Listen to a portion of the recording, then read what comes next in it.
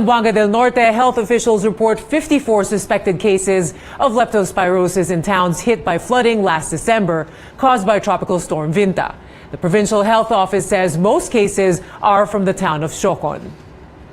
In Tacloban City, transport officials launched the Public Utility Vehicle Modernization Program. 45 electric jeepneys will be deployed in 3 routes to and from the city proper and the northern villages that host Yolanda victim relocation sites. Each e-jeepney can carry 20 passengers and has free Wi-Fi, a CCTV camera, dash cam, LED TV, electric fan, and USB port for charging. The e-jeepneys travel 120 kilometers on a full charge.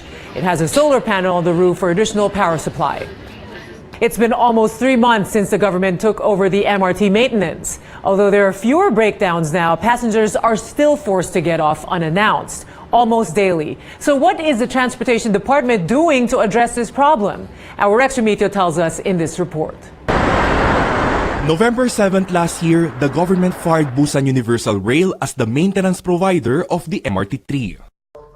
The Transportation Department accused Busan of gross negligence following train glitches happening almost daily. Since then, the number of glitches has slightly gone down. From an average of 1.42 glitches under Busan in 2017 to 1 per day under the government since November 7th. But the fact remains, it happens almost every day, sometimes even twice a day. Some passengers feel the improvement, but some don't. Ganun pa rin walang pagbabago. Masikip pa rin. Ayusin nila yung equipment, tapos yung sa maintenance, ayusin nila. This was exactly the main concern of the House Committee on Good Government and Public Accountability when it resumed its hearing on Tuesday. Kasi patuloy pa rin, Mr. Chairman, na nasisira ang MRT. Right at the start of 2018, sira kagad yung MRT. Transportation officials apologize, but at the same time, they want officials under the Aquino administration accountable for the mess. We sincerely apologize for the condition of the system. We are doing what we can to restore it as soon as possible. In taking steps to improve MRT services, the Transportation Department says engineers of Canadian company Bombardier will inspect the signaling systems next month. Bombardier was the MRT's original equipment manufacturer. By March, Bombardier will replace what it says are fake parts installed by previous maintenance providers. In May, transportation officials will announce the new rehabilitation and maintenance provider. The government says it is looking into an official development assistance deal with Japan to tap the services of a Japanese company. The MMDA is suspending the number coding tomorrow. In its advisory, the agency says this will help commuters who might be affected by a transport strike. But the leader of transport group Piston clarifies they're not holding a strike. George San Mateo tells CNN Philippines they're only organizing a rally as part of their series of protests against the jeepney modernization program. Second tranche of the tax reform law is now on its way. Clary Howe tells us what it will focus on this time. The next stop for Train, businesses. The Finance Department has already filed with Congress the second package of the tax reform for acceleration and inclusion. Similar to Package 1, the bill is proposing to cut corporate income taxes, but this should correspond with lower tax incentives. Our plan is to lower initially to lower the tax rate for corporations from 30% to 25%. But our proposal to Congress is to allow us to do that only if there is also a reduction in the amount that we provide for incentives. Finance Secretary Sonny Dominguez says far too many companies are enjoying tax cuts. There are 333 laws and 14 government agencies, all giving incentives for companies. In the year 2015 alone, the government waived a total of 301 billion pesos in corporate taxes.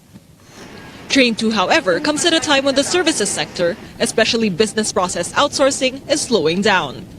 BPOs are the second biggest recipient of tax perks, and many say they need these to compete abroad. Dominguez is not believing this argument.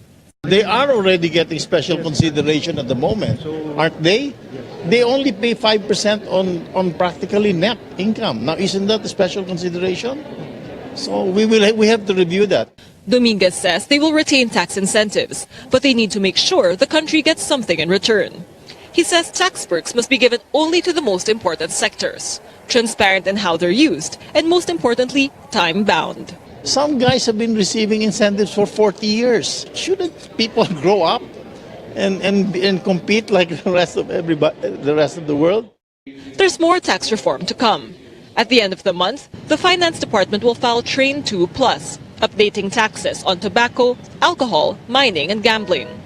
Train 3 will be submitted by the end of this year, covering property taxes. And in 2019, Train 4, covering taxes on investments. The government begins construction of a sports complex north of Manila that may be a venue of the 2019 Southeast Asian Games. The National Government Administrative Center at the new Clark City in Tarlac Province is a 200-hectare complex that can seat 2,000 people. Foreign Affairs Secretary Alan Peter Cayetano says the sports facilities can be used for training. The center will also host a number of government offices, housing units, and commercial establishments. We want Clark to be an all-year-round sports center. We want to market the Philippines as a training center. So baseball, football are big all around the world. If we can fix the facilities to be and have a global community, so to speak, here, I think we will attract people who will use it year-round.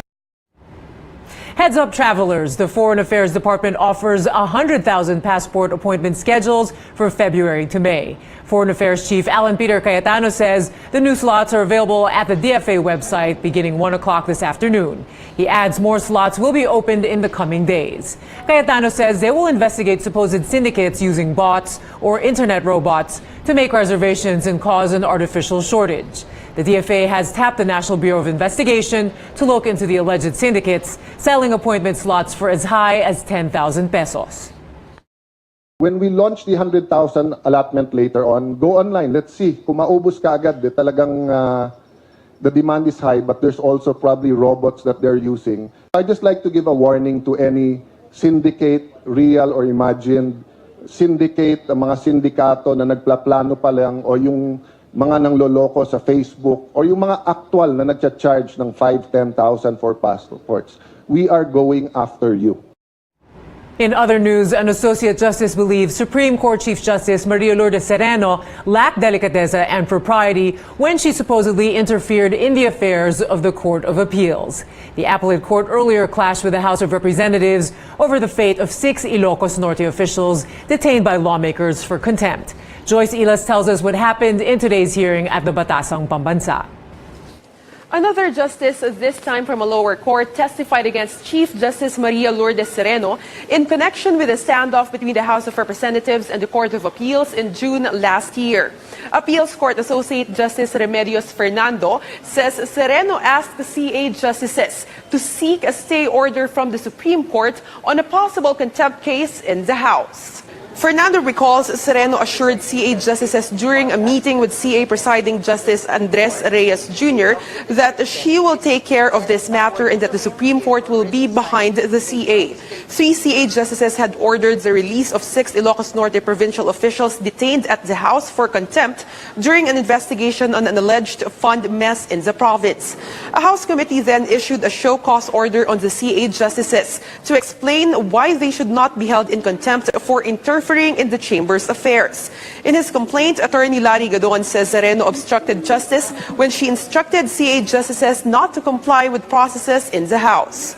According again to our presiding justice, in his talk with the Chief Justice, she advised the 3 justices to file a petition before the Supreme Court with a TRO at siya na daw bahala, and everybody was silent about it. For me personally, I find it lack of delicadeza or lack of propriety. This is more direct. This is not just advising to take the proper legal remedies, but effectively saying that you abandon the case before you and you elevate the matter and ask for a relief. Ang Chief Justice ay nawalan po ng impartiality sa kasong ito. In violation of the Code of Judicial Conduct. In a statement, Sereno, through her spokesman, denied she asked the three CA justices to file a petition with the Supreme Court. The Chief Justice also denied she assured the justices of a favorable outcome on such a petition. Earlier, Supreme Court Bids and Awards Committee Chairman Raul Villanueva confirms that the Office of Sereno hired an IT expert who was paid 11 million pesos over 4 years. Villanueva admits IT expert Helen Makasait got the highest salary among those given to Supreme Court consultants. But he maintains Makasait's hiring was above board and followed procurement rules. Lawmakers, however, said only Makasait's first 2 contracts were above board because her last 6 contracts were renewed without the approval of the Bids and Awards Committee. This is now the subject of an inquiry within the Supreme Court. An expert explains Mayon's latest activity is called a Strombolian eruption. Speaking to our chief correspondent Pia Ontiveros, geologist Mario Aurelio says the highest alert level may only be raised if Mayon sustains its activity. These are called more technically Strombolian types of eruption, referring to a specific volcano somewhere in Italy, which is Stromboli, because it normally when it erupts in this way, where there's lava coming out in the form of fountains. Volks, I think, is very cautious on, kasi ang dami na nagre-react, bakit hindi pa siya i-alert level 5? Because I think as we speak now, it's still at alert level 4. But for it to be raised to alert level 5, it has to show a sustained activity, continuous for several hours and even perhaps during the day. Pero kasi as of yesterday, it has not been as that sustained yet. The explosions have been intermittent somehow. 30 minutes longest, So not very consistent. Hindi pa siya sustained. A hazardous eruption could be imminent as bigger ash clouds and lava fountains spill out of Mayon volcano. Now authorities have an appeal to residents near Mayon. Our AC Nichols has a story from Legazpi City. Mayon volcano's crater glowed bright red-orange throughout Monday night and Tuesday morning. Lava fountain cascaded down its slopes. Around 9 a.m., it spewed a thick ash cloud measuring about 5 kilometers in height. This caused ashfall in certain areas surrounding the volcano, like the municipalities of Camalig and Ginobatan. Residents are wearing face masks for safety. Ang dami nga po sa amin. Lahat kami nakamas.